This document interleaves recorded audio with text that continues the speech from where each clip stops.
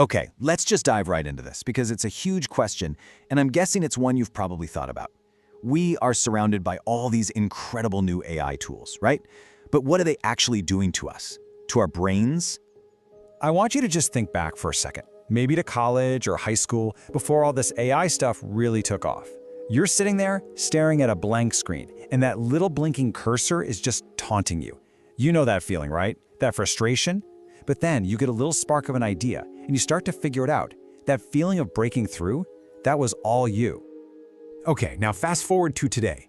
That same blank page can be filled perfectly in like 10 seconds. You type in a prompt, hit a button, and boom, done. The struggle is just gone. The friction is gone.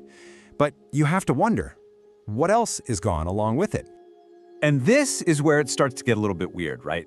I mean, if AI can write for us, plan for us, create for us, what's actually left for us to do? This isn't just about a helpful little assistant anymore. We could be heading towards a future where we just outsource our entire lives, one little task at a time. So this is really the heart of it all. Are these amazing tools making us sharper, helping us do more, be more? Or are they just making it really, really easy for us to get lazy? Let's unpack the actual science behind this. To really get this, we have to start with a basic human instinct, something that is just hardwired into our DNA.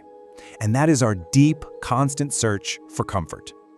And look, this is nothing new. Seriously, from the moment we figured out how to make fire to stay warm, to inventing the wheel so we didn't have to carry heavy stuff, all the way to the smartphone that's probably in your pocket right now. Every big invention has been about making life easier. AI is just the next logical and massive step on that same path. Now, here's where it gets really interesting. Neuroscientists call this the comfort loop.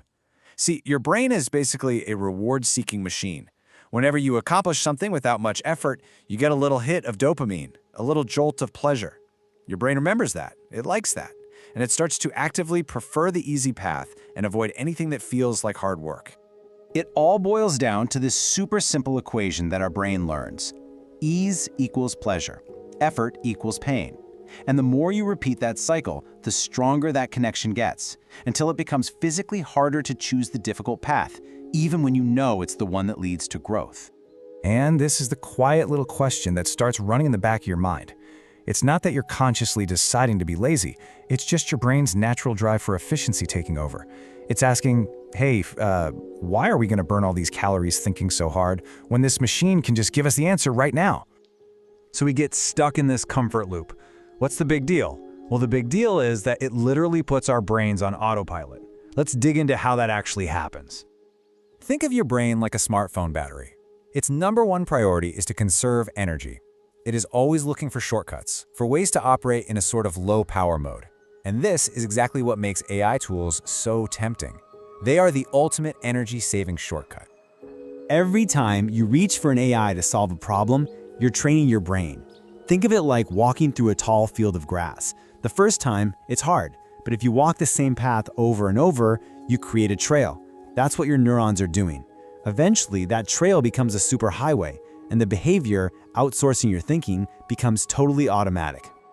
I absolutely love this metaphor. It's so perfect. You go to the gym, your trainer's there, you feel like you're being productive, but if they're the one lifting every single weight, you're not actually building any muscle. You get the feeling of progress without any of the growth. While your critical thinking skills, that's a muscle. And if you let AI do all the heavy lifting, that muscle gets weaker. And that's the real punchline here. The very tools that are designed to make us smarter could end up weakening the exact skills that define our intelligence. Our ability to reason, to create from nothing, to connect different ideas in new ways. It all starts to fade. We become dependent. This all leads us to a really fascinating paradox. The whole point of this technology was supposed to be unlocking human potential. But what if, without us realizing it, it's actually locking it away? The dream was to free us from all the boring, tedious tasks so we could focus on bigger, more creative things. But here's the catch. If we don't use that new freedom with some intention, with some discipline, we don't become great creators, we just become great consumers of convenience. You know, so much of the conversation right now is about AI taking our jobs. And that's a real concern, for sure. But maybe we're focusing on the wrong danger. Maybe the real risk isn't AI taking our employment, but but AI taking our curiosity, our desire to learn and explore. And this is the bottom line. Problem solving isn't just a skill, it's an engine for growth and innovation. When we stop exercising that muscle, the ability to struggle with a problem and figure it out, that muscle gets weak. The real danger is a future where we've forgotten how to solve new problems because a machine has always just given us the answer. Okay, I know, that all sounds pretty intense, but it is not all doom and gloom. Not at all, because this is where we get to pivot. The future isn't set in stone. Here's the most important thing to remember. The technology itself is neutral. It's just a tool. Think of a hammer. You can use a hammer to build a beautiful house, or you can use it to smash a window. The hammer doesn't decide. The person holding it does. So we're at a crossroads, and every day we get to make a choice. Are we going to use AI to escape work, to just do the bare minimum? Or are we going to use it as a partner, a tool to amplify our own intelligence and build things we couldn't before? That's the real choice, replacement versus amplification. See, the real intelligence in this new world isn't about how fast a machine can process data. It's about our human willpower. It's about choosing to engage with hard problems, choosing to amplify our own skills, not just replace them, choosing to grow when everything is telling us to just rest.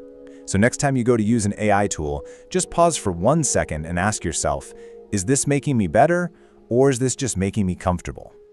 And I want to leave you with this final thought because it's so powerful. It is so easy to blame the technology, but the problem isn't the machine. The potential problem is us, if we decide to stop moving, to stop trying. We are still in the driver's seat.